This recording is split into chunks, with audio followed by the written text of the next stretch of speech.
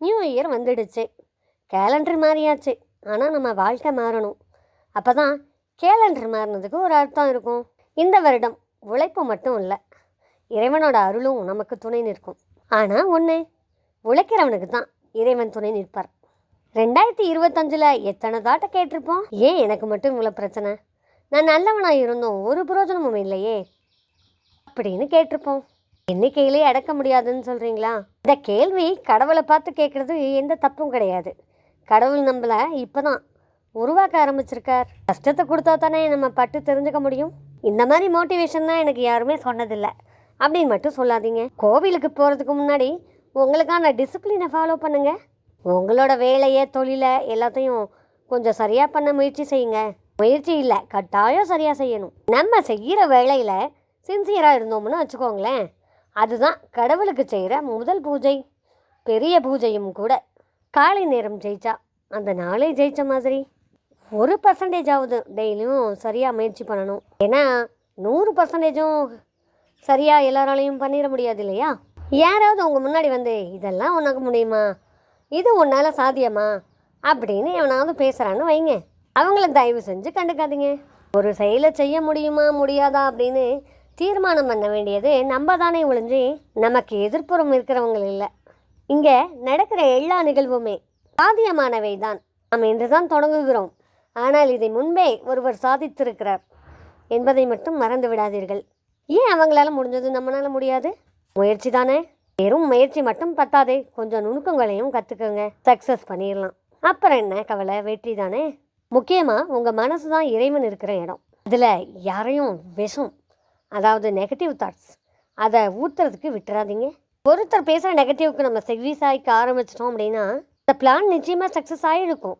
இவங்க சொன்ன நெகட்டிவை கேட்டதால் நம்மளால் முடிஞ்சும் முடியாதுன்னு தோல்வியில் விட்டுருப்போம். நம்மளால் நிச்சயமாக முடியலை அப்படின்னு தோணும்.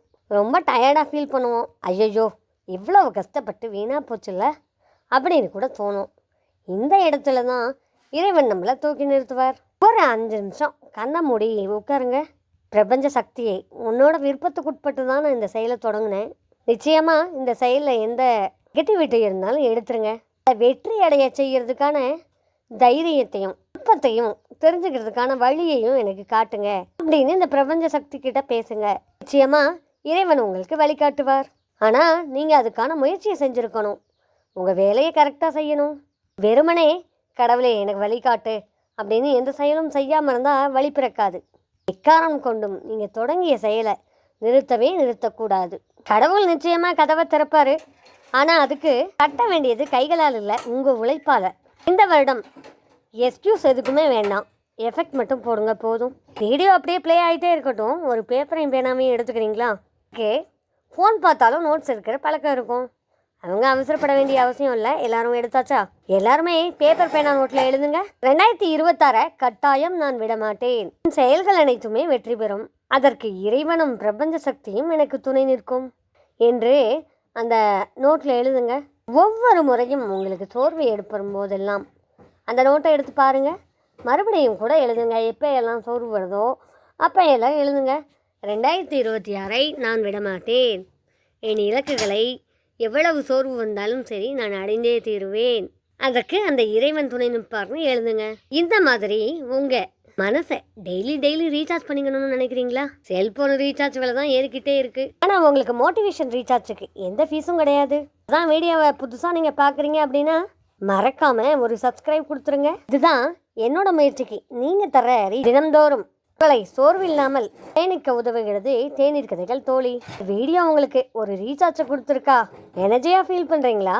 லைக் பண்ணிடுங்க, ஒரு ஷேர் பண்ணிடுங்க. ஏதாவது பிடிக்கலையா அப்படின்னாலும் பரவாயில்ல, ஒரு கமெண்ட் பண்ணுங்க.